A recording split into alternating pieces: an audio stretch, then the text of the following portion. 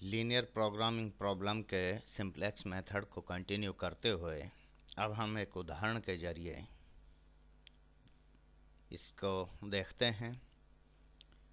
तो एग्जाम्पल ये है कि maximize Z equal to 23x1 plus 28x2 subject to 3x1 plus 2x2 less than equal to 58, 2x1 plus 5x2 less than equal to 90,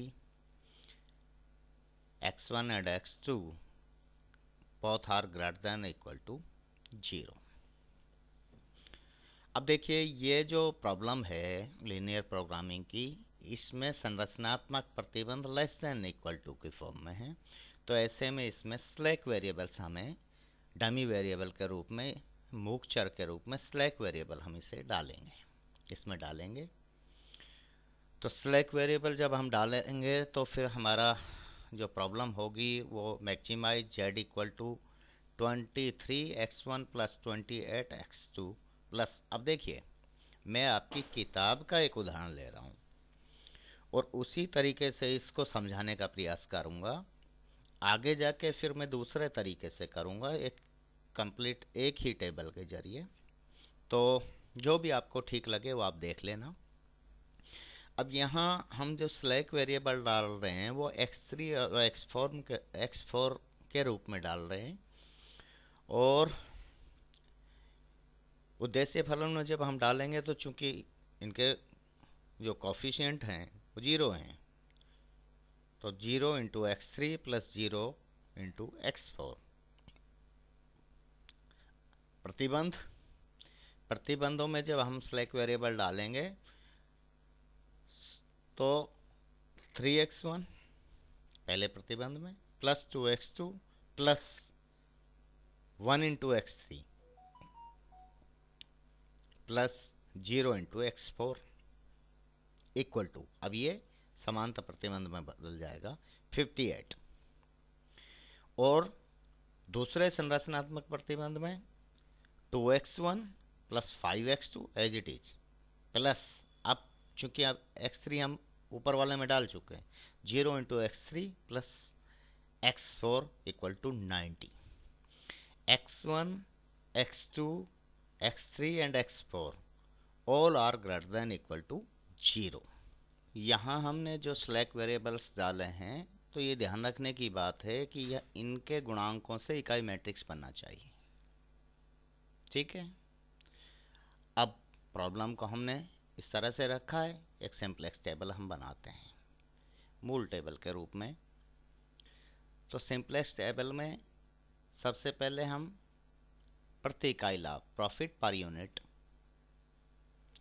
फिर यहाँ हम basis, यहाँ constants जो कि मात्रा है, सीजे उद्देश्य फलन के जो गुणांकों का लिए आएगा, और वेरिएबल्स कौन से, चॉइस प्लस डमी वेरिएबल्स, इनके लिए आए, हमने ये बनाया है। तो इस तरह से हम एक टेबल बनाएंगे। अब देखिए सीजे के नीचे आप, ये एक कॉलम है, बेसिस हमारा है, हम इकाई मैट्रिक्स से शुरू करते हैं। जो हमारे स्लैक वेरिएबल्स हमने डाले हैं x3 और x4, इनके गुणांक यहाँ हमने लिखे हैं 0 0, क्योंकि इनके गुणांक 0 0 है, देखो यहाँ पे है ना। कॉन्स्टेंट्स या क्वांटिटी हमारी कितनी है, 58 और 90। x3 वाले रो में 58 है और x4 में 90 है, तो 58 और 90 लिख दिया। यहाँ पे इकाई मैट्रिक्स से शुरू करेंगे तो हमारा सॉल्यूशन बहुत जल्दी आएगा और वो सही भी होता है तरीका। तो x3 जो हमारा स्लैक वेरिएबल है, x4, x1 और x2 इस तरह से ले लिया। अब इनके गुणांक देखो आप उद्देश्य फलन में, x3 के गुणांक 0 है तो 0 लिख दिया, x4 का गुणांक 0 है तो 0 लिख दिया, x1 का गुणांक 23 है तो 23 लिखा है, और x2 का गुणांक 28 है तो 28 लिख दिया, ठीक है। अब संरचनात्मक प्रतिबंधों के लिए डालें साहब यहाँ देखो, ये तो हमने लिख दिया 58-90 लिख दिया ना यहाँ पे। अब ये x1, तो सबसे पहले x3 का देखो, x3 कितना है, इसका गुणांक 1 है तो 1 लिख दिया। और इसमें इसके नीचे जाइए आप, x3 के गुणांक 0 है तो 0 लिख दिया। अब x4 का गुणांक देखो, 0 0 यहाँ लिखा है। यहाँ पे दूसरे प्रतिबंध में 1 है तो 1 लिख दिया। इकाई मैट्रिक्स बन गया ना। फिर x1 और x2 के गुणांक इसी तरह से 3 2 और 2 5, 3 2 और 2 5 लिख दिए। ये तो हमने इन्फॉर्मेशन यहाँ से ली है पूरी की पूरी, अभी कुछ भी हमने अपना नहीं किया है। अब हमारा शुरू होता है ZJ 0, क्योंकि इनके गुणांक, इनको गुणा कर दो, 0 को 58 से करोगे और फिर 0 को 90 से करोगे और इनको जोड़ दोगे तो 0। इधर आइए, इस ऐसा ही यहाँ करना है। तो इसको, ये पूरी रो को 0 से करो और इस पूरी रो को भी 0 से करोगे गुणा, तो 0 0 0 0 आ गया, लिख दिया। अब CJ माइनस ZJ, ये हमारी अब प्रक्रिया शुरू हो गई। CJ ये है और ZJ हमने ये निकाला है। 0 में से ये तो छोड़ दो, ये तो छोड़ दो, यहाँ आ जाओ। 0 में से 0 घटाओ तो 0, 0 में से 0 घटाओ तो 0, 23 में से 0 घटाओ, भाई ये CJ 23 है, इसमें से 0 घटाओगे तो CJ माइनस ZJ 23। यहाँ 28 में से 0 घटाओगे तो 28, ये आ गया सर।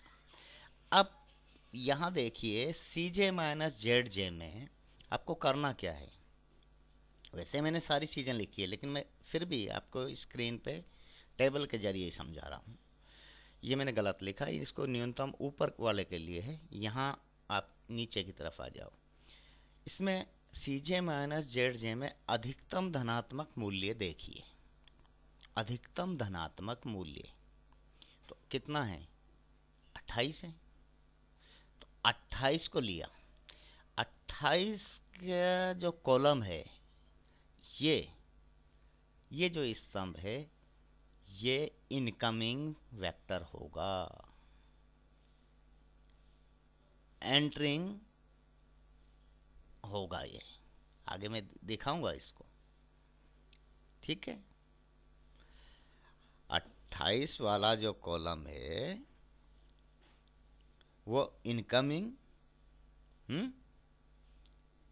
या एंटरिंग वेरिएबल, और इससे संबंधित वेरिएबल क्या है, x2 है, तो x2 प्रवेश करने वाला होगा। ये तो क्लियर हो गया। अब अनुपात निकालिए। अनुपात कैसे निकालेंगे, ये जो है 58, ये वाला कांस्टेंट है जो, इसमें इसका ये जो स्तंभ है इसकी वैल्यू का भाग दिया, 58/2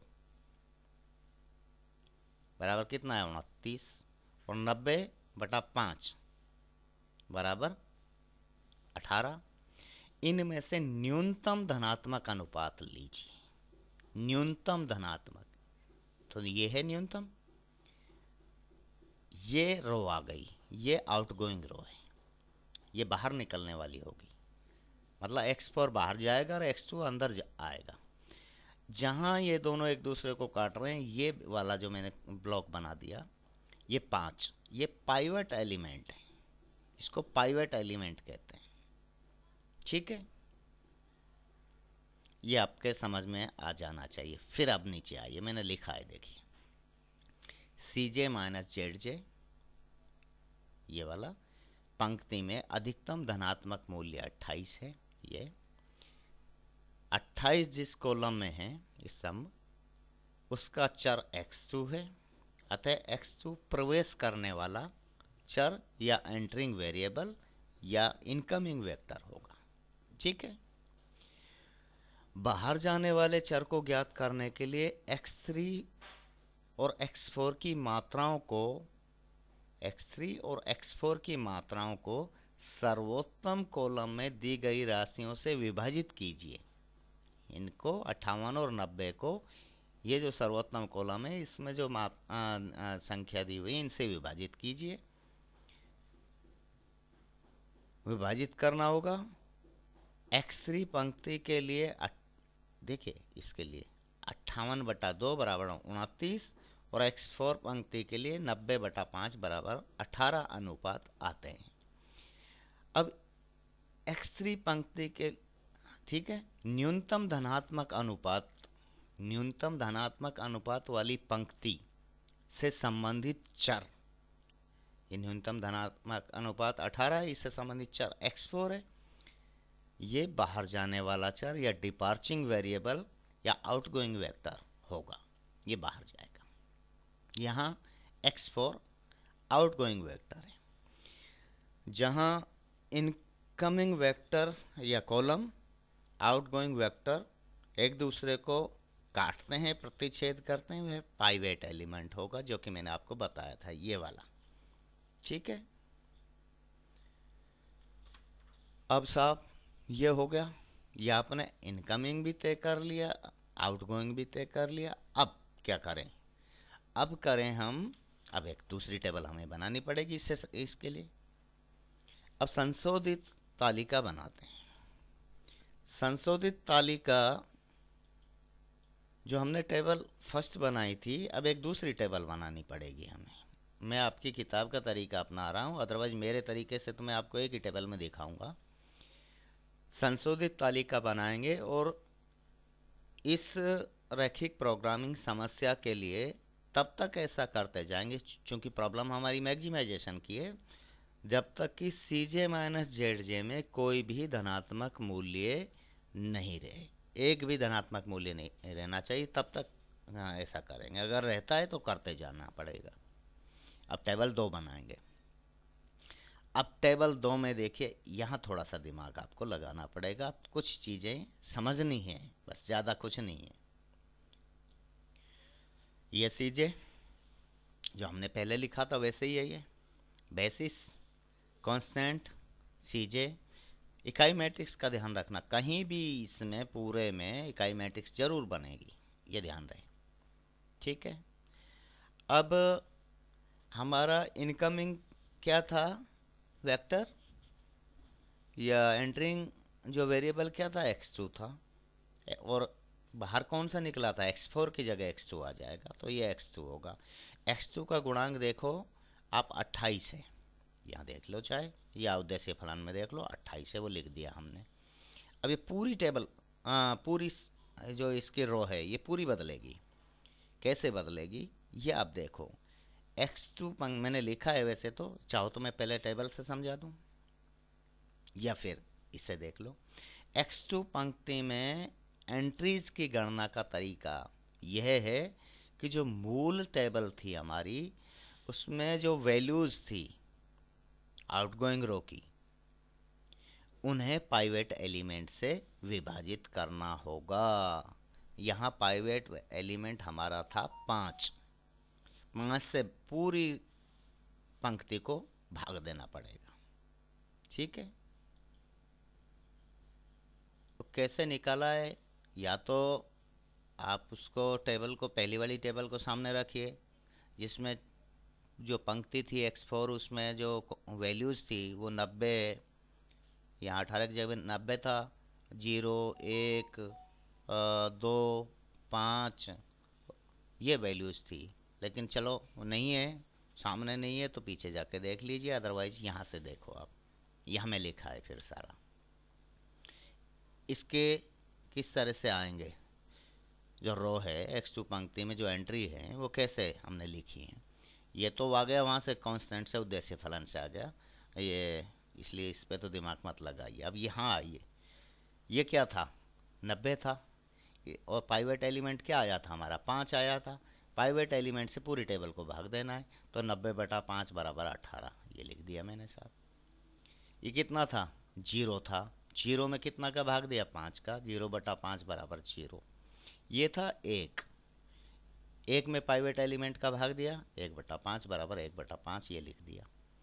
फिर ये था 2 में 5 का भाग दिया, तो 2/5 बराबर 2/5, ये लिख दिया। 5 यहाँ पाइवेट एलिमेंट है, पाइवेट एलिमेंट से पूरी टेबल रो को भाग दे रहे हैं हम। यहाँ 5 था, ठीक है, पहले पुराने जो पंक्ति है उसमें 5 था ये, तो 5 और पाइवेट एलिमेंट कितना है, 5 है, तो 5/5 बराबर 1 ये लिख दिया। ये तो x2 रो जो है एंटरिंग रो है या इनकमिंग रो है, उसके अवयवों की हमने गणना की है कि इस तरह से हम उनको निकालते हैं। अब देखना x3 जो है इसके भी सारे अब बदल जाएंगे। नई जो टेबल है अब इसमें सारे बदल जाएंगे, कांस्टेंट तो वही रहेगा। बाकी देखो ये पुरानी जो टेबल थी उसमें ये 58 था।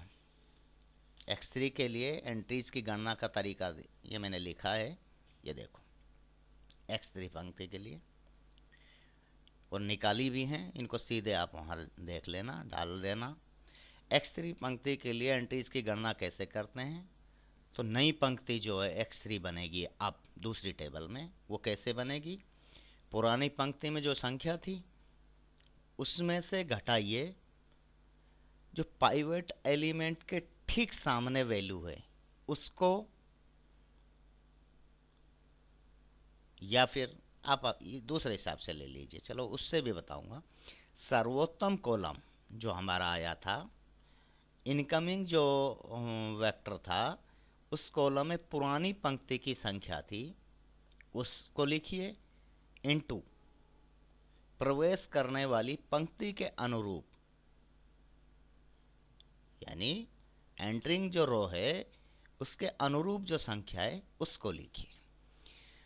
अब देखो इसको मैं बताता हूं आपको।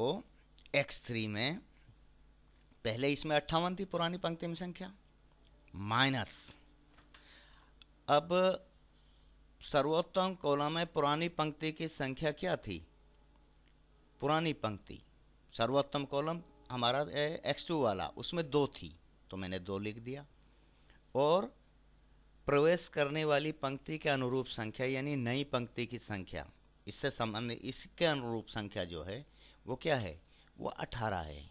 देखो ये रही भाई, यहाँ देखो ये थोड़ा सा टेक्निकल है, ये 18 है। और भी पीछे जाके देखना चाहो तो यहाँ ये 58 था, 58, ये देखो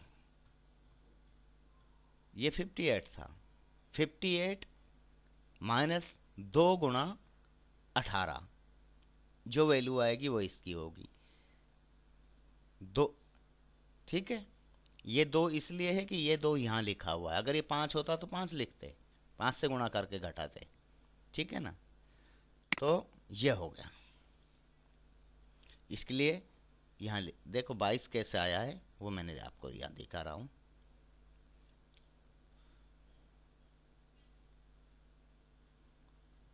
x3 में 22 कांस्टेंट जो है 58 माइनस 2 गुणा 18 बराबर 22। इसी तरह से x3 के जो नीचे आएगा 1 माइनस 2 गुणा 0, क्यों, क्योंकि 2 तो सर्वोत्तम कॉलम में पुरानी पंक्ति में लिखा हुआ है, 2 तो 5 के सामने, पाइवेट एलिमेंट के ठीक सामने जो वैल्यू है वो 2 है, और नई पंक्ति में अब 0 आ गया। कौन सा, ये देखो नई पंक्ति, ये रहा 0, ये वाला, इसकी वजह से ये 0, पुरानी पंक्ति की संख्या 2 है और नई पंक्ति में 0 है, 2 गुणा 0 तो किससे माइनस हो रहा है, ये माइनस 1 माइनस 2 इंटू 0 बराबर 1। इसी तरीके से 4 के लिए 0 माइनस 2 गुणा 1/5, 1/5 अब इसमें जो है ना x2 वाली रो है उसमें लिखा हुआ है, इसके x4 के सामने नीचे देखोगे जब नीचे। इसी तरह से x1 के लिए 3 माइनस 3 तो वैल्यू दी हुई है भाई, 3 तो इसमें देखो मेरे पास, मेरे तो सामने है, 3 तो पुरानी पंक्ति में संख्या है, ठीक है, और 2 सर्वोत्तम कॉलम की संख्या है, तो इसको घटाएंगे, पुरानी पंक्ति की संख्या माने सर्वोत्तम कॉलम में पुरानी पंक्ति की जो है उसकी संख्या गुणा नई जो प्रवेश कर रही है, प्रवेश करने वाली में 2/5 है, तो इसलिए 2/5 से गुणा होके इसको 2 घटा देंगे 3 में से, 3 माइनस 4/5 बराबर 11/5 लिख दिया साहब। x4 की वैल्यू 0 माइनस 2 इंटू 1/5 -2/5। x2 की value 2 minus 2 into 1 equal to 0। अब देखो तो कांस्टेंट तो आ गया 22, x3 की वैल्यू 1, x4 की वैल्यू -2/5, x1 की वैल्यू 11/5 और x2 की वैल्यू 0। यहाँ चेक कर लो आप, यही आएंगी अब नहीं, x3 की पूरी वैल्यू बदल गई है। देखो ये रहा 22, 1 -2/5 11/5 0। अब एक और चीज़ देखो, 1 0 0 1 इकाई मैट्रिक्स बन रहा है, आइडेंटिटी मैट्रिक्स।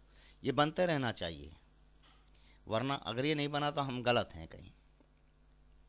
अब फिर क्या करना है, जेड जे निकालो। जेड जे निकालने का तरीका है 0 को 22 से गुणा करो और 28 को 18 से गुणा करके इन दोनों को जोड़ दो तो 504 आएगा। ठीक है, फिर 0 को 1 से गुणा करो, भाई इसको तो इस पूरी रो से गुणा करना है, 28 को इस पूरी रो से गुणा करना है, बस ये करना है और जोड़ते जाना है। 0 इंटू 1 प्लस 28 इंटू 0 तो 0, 0 इंटू -2/5 0 और 28 गुणा 1/5 वह 28 गुणा 1/5 तो 28/5 आ गया, क्योंकि 0 प्लस 28/5। इसी तरह से 0 गुणा 11/5 0 और 28 गुणा 2/5 बराबर 28 56/5। इसी तरह से 0 गुणा 0 प्लस 28 गुणा 1 तो 28 आ गया जेड जे। फिर क्या करना है, सी जे माइनस जेड जे निकालना है। सी जे माइनस जेड जे, सी जे क्या है देखो, अब यहाँ आओ आप, ये तो निकल, इसको तो छोड़िए आप। 0 में से 0 घटाइए 0, 0 में से 28/5 घटाइए -28/5, 0 वो फिर 23 में से 56/5 घटाइए तो 59/5 और 28 में से 28 घटाएंगे तो 0 आ जाएगा। ये आपने सी जे माइनस जेड जे। अब आपको करना क्या है, ये दूसरी जो टेबल है, सी जे माइनस जेड जे में अधिकतम धनात्मक मूल्य देखिए। अधिकतम धनात्मक क्या है भाई, एकमात्र धनात्मक यही है, ये तो ऋणात्मक है तो 59/5। ये तो हो गया इनकमिंग या एंटरिंग वेरिएबल या इनकमिंग वेरिएबल हो गया, कौन सा होगा x1। ठीक है, ये तय हो गया स्तंभ। अब आप अनुपात निकालेंगे तो इस स्तंभ की संख्याओं का इसमें भाग देंगे कांस्टेंट में, तो 22/11/5 तो 22×110/11, 11 दही का 110 तो ये 10 और 18/2/5 तो 18×5 या 90 45 अनुपात निकालें। फिर देख लो इसमें x2 में एंट्रीज की गणना का तरीका आप निकाल ही चुके थे। और हाँ, मैं भूल गया था बीच में, पहले इसी के बारे में बता देता हूँ।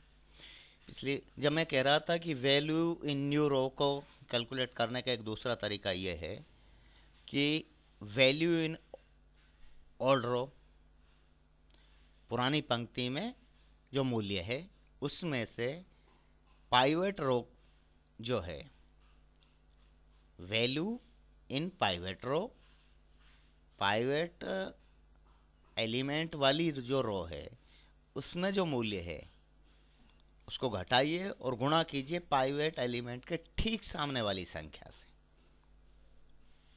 तो आपकी नई जो पंक्ति के जो संख्याएं हैं या अवयव हैं वो निकल के आ जाते हैं। ठीक है, अब संशोधित तालिका मैंने लिखा है, वैसे सारा मैं टेबल से ही बता रहा था। जेड जे में सी जे माइनस जेड जे 59/5 धनात्मक मूल्य, अधिकतम धनात्मक मूल्य है तथा पंक्ति में अधिकतम भी है, इसलिए फिर से सर्वोत्तम हल की तलाश के लिए, क्योंकि अभी बच रहा है तो इसलिए सर्वोत्तम हल तो निकालना बाकी है, प्रक्रिया को फिर से शुरू करना पड़ेगा। तो सी जे माइनस जेड जे जो पंक्ति है उसमें 59/5 अधिकतम धनात्मक राशि है, इसलिए x1 एंटरिंग वेरिएबल होगा, इनकमिंग वेरिएबल x1 होगा। अनुपात के लिए अब x3 22/11/5 बराबर 10 और x2 18/2/5 बराबर 45, ये निकाल दिया, यहाँ से लिया है। अब कितना बार बार जाऊं, यही तो बोर्ड का इसका फ़र्क है। यहाँ से लिया है, देखिए 22 में इसका भाग दिया है, क्योंकि हमने सर्वोत्तम सम ये x1 वाला लिया है, आया है, लिया क्या है हमने, 22 में इसका भाग दिया है और 18 में इसका भाग दिया है। न्यूनतम धनात्मक अनुपात, ये तो अधिकतम धनात्मक मूल्य और अनुपात हमेशा न्यूनतम धनात्मक वैल्यू होगी। न्यूनतम धनात्मक अनुपात है जो इससे संबंधित है x3 से, तो x3 आउटगोइंग हो जाएगा। इनकमिंग भी तय हो गया और आउटगोइंग भी तय हो गया अब हमारा, ठीक है। तो x1 एंटरिंग वेरिएबल होगा, अनुपात यहाँ से x3 पंक्ति में 10 है, अतः x3 बाहर जाने वाला आउटगोइंग वेक्टर या रो होगी। टेबल तीसरी बना रहे हैं, जो दोबारा से संशोधित करनी पड़ी है हमें, क्योंकि हमारा अभी भी धनात्मक मूल्य उसमें बच रहे थे CJ माइनस ZJ में। तो CJ, अब CJ देखिए x1 का कौन उसमें उद्देश्य फलन मान देखो 23 है गुणांक, और x2 का 28 से वो लिख दिया। ये पहले, अब ये है इनकमिंग। इनकमिंग रो कैसे तैयार होगी आपके ध्यान होगा भाई, पाइवेट एलिमेंट आ गया हमारे पास, कौन सा आया है देखिए, बार बार वहीं जाना पड़ेगा। पाइवेट एलिमेंट देखो,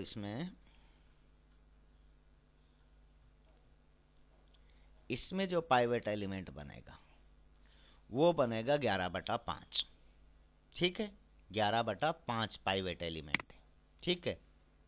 तो 11/5 का पूरी रो में भाग लगेगा, बस सीधा सा। तो 22 बटा में 11/5 बराबर 10 हैं, और 1/11/5 बराबर 5/11। इसी तरह से -2/5 बटा 11/5, तो -2/11, 11/5 बटा 11/5 बराबर 1, और 0/11/5 बराबर 0। ये तो x1 की वैल्यूज, जो पुराना तरीका आपने पिछले में डिस्कस किया वो का वही है। x2 की वैल्यूज, x2 जो है वेरिएबल, इसकी पंक्ति की वैल्यू कैसे निकालेंगे? तो इसकी पंक्ति की वैल्यू निकालने का तरीका ये है कि यहाँ 18 था पुरानी पंक्ति में, 18 माइनस 2/5, क्योंकि 11/5 के ठीक सामने 2/5 है, 2/5 वैसे तो मैंने लिखा है, गुणा 10 बराबर 14। देखो आप कैसे निकलेगा अब भाई, ये एक समस्या है कि स्क्रीन पे आगे पीछे यह मैंने लिखा है। x1 पंक्ति की प्रविष्टियां तो ऐसे निकालेंगे, x3 सभी प्रविष्टियों या संख्याओं को पाइवेट एलिमेंट 11/5 से विभाजित किया गया है। 22/11/5 बराबर 10, x3 के लिए 1/11/5 बराबर 5/11, और ये x4 के लिए -2/5/11/5 बराबर -2/11, x1 के लिए 1 आ गया और x2 के लिए 0 आ गया। आइडेंटिटी मैट्रिक्स यहाँ भी बनेगा, ध्यान रहे, है ना। x2 की पंक्ति की एंट्री कैसे निकालेंगे, इसकी एंट्री, इसका तरीका है कि 18 जो पहले था -2/5 गुणा 10 बराबर 14, ये निकाल दिया। 0 पुरानी जो संख्या है, -2/5 गुणा 1, 2/5 पाइवेट एलिमेंट के ठीक सामने वाली संख्या है, बराबर -2/5, तो -2/5 है x2 का, -2/5 गुणा 1 है 0, -2/5 गुणा 1, तो x2 की वैल्यू एक मिनट, ये हमारा सही है। इसमें क्या है कि कुछ x2 की पंक्ति की जो एंट्रीज है ये लिख रखी है मैंने, वहाँ जो कंफ्यूज हो रहा था, क्योंकि स्क्रीन पे सामने नहीं होता तो बहुत सारी चीज़ें ऐसी होती है, बोर्ड पे तो सामने होता है सारा। अब देखिए, जो पुनः संशोधित सारणी संख्या 3 है, उसमें हम जब देखते हैं कि CJ माइनस ZJ में ये ऋणात्मक, ये ऋणात्मक, ये जीरो, ये जीरो, तो यानी ग्रेटर देन जीरो कुछ भी नहीं है। तो जब कोई भी धनात्मक मूल्य नहीं है तो ऐसे में सर्वोत्तम या अनुकूलतम हल हमारा प्राप्त हो जाता है। और जेड का अनुकूलतम मान 622 11 और x1 कितना है, x1 10 और x2 14 पर निकल के आता है। ये जो तरीका है, ये जो विधि है सिंप्लेक्स की कि सारणियों को संशोधित करते हुए आगे बढ़ना, ये आपकी किताब से मैंने ली है। एक दूसरा तरीका है जिसमें सिर्फ एक सिंप्लेक्स टेबल बनाएंगे, मेरे हिसाब से वो ज़्यादा आसान है और मैं उसी को फॉलो करता हूँ, वो अगले व्याख्यान में लेंगे। बाकी इसमें यह है कि कुछ महत्वपूर्ण बातें हैं जिनको हमें ध्यान में रखते हुए, पहली चीज़ तो अगर हमारे सामने हम एक बात को समझ जाए कि इनकमिंग और आउटगोइंग रो कैसे तय होती हैं और उनके अवयव कैसे निकाले जाते हैं, तो फिर हम इसमें कहीं कोई दिक्कत हमें इस विधि से भी नहीं है, इस तरीके से भी नहीं है। लेकिन खैर दूसरा जो तरीका है सिंप्लेक्स टेबल का, वो अगले व्याख्यान में लेंगे। आज के लिए इतना ही। थैंक यू, धन्यवाद।